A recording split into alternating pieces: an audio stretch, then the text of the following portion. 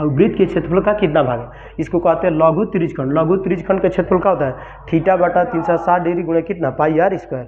ये थीटा बटा 360, थीटा का मान दिया रहेगा, आर का मान दिया, आसानी से हम त्रिज्यखंड का क्षेत्रफल आसानी से निकाल सकते हैं। अब देखिए दूसरा बताया गया कि दीर्घ त्रिज्यखंड, इसका सूत्र दीर्घ त्रिज्यखंड दीर्घ त्रिज्यखंड। अब दीर्घ त्रिज्यखंड का क्षेत्रफल निकालने के लिए दो तरीका है, जो आसान बताया जाएगा दीर्घ त्रिज्यखंड का क्षेत्रफल। अब दीर्घ त्रिज्यखंड का क्षेत्रफल देखिए दो तरीका है, देखिए समझिए बताया गया ना कि सुनिए, मान लो हम दीर्घ त्रिज्यखंड का क्षेत्रफल निकाला तो वृत्त के क्षेत्रफल में से लघु त्रिज्यखंड के क्षेत्रफल घटा देंगे। इसको लिखेंगे वृत्त का क्षेत्रफल माइनस कितना, इसको लिखे ना वृत्त का क्षेत्रफल माइनस कितना है, वृत्त का क्षेत्रफल माइनस लघु त्रिज्यखंड का क्षेत्रफल।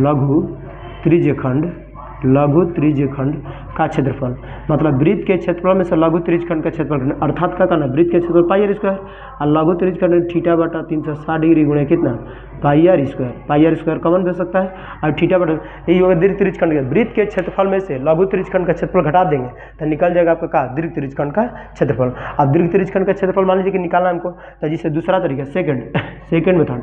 अब जैसे दीर्घ त्रिज्यखंड का क्षेत्रफल आसान है, समझिए दीर्घ त्रिज्यखंड हम बोले कि दीर्घ त्रिज्यखंड का क्षेत्रफल, दीर्घ त्रिज्यखंड का क्षेत्रफल, दीर्घ त्रिज्यखंड का क्षेत्रफल बताया जाएगा ना कि देखिए मान लो कि थीटा बन रहा है, मान लीजिए कि क्या है, थीटा है, तो आप समझिए ये थीटा है, तो ऊपर क्या होगा, वृत्त के केंद्र पर 360 डिग्री का कोण बनता है। वृत्त के केंद्र पर कितना डिग्री, 360 डिग्री।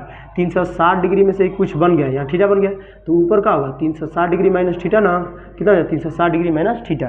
तो वही पूछा ना कि देखिए जो थीटा डायरेक्ट त्रिज्यखंड का क्षेत्रफल, दीर्घ त्रिज्यखंड 360 डिग्री बटम 360 डिग्री माइनस थीटा बटम कितना 360 डिग्री गुणे कितना, pi r square. 360 degree minus theta बटा में 360 डिग्री गुणे कितना, पाई आर स्क्वायर। अब समझिए देखिए मान लीजिए कि यहाँ दिया गया कि लघु त्रिज्यखंड का क्षेत्रफल निकालिए, जिससे मान लीजिए कि थीटा बटा 360 डिग्री गुणे पाई आर स्क्वायर। यहाँ दिया थीटा का मान कितना 60 डिग्री, तो यहाँ थीटा का मान 60 डिग्री बटा 360 डिग्री गुणे पाई आर स्क्वायर। ये लघु त्रिज्यखंड का क्षेत्रफल। अब मान लीजिए कि यहाँ 60 बना तो दीर्घ में बड़ा वाला में कितना कोण बनेगा, यहाँ 60 बन गया तो उधर क्या बनेगा 360 में से 60 गया तो कितना 300। 360 डिग्री में से 60 डिग्री घटा 300, अब बटा में कितना 360, अब बटा में गुणे कितना पाई आर स्क्वायर। तो दीर्घ त्रिज्यखंड के क्षेत्रफल का दूसरा फॉर्मूला वृत्त के क्षेत्रफल माइनस लघु त्रिज्यखंड का क्षेत्रफल या 360 डिग्री माइनस थीटा, अब बटा में 360 डिग्री गुणे कितना पाई आर स्क्वायर।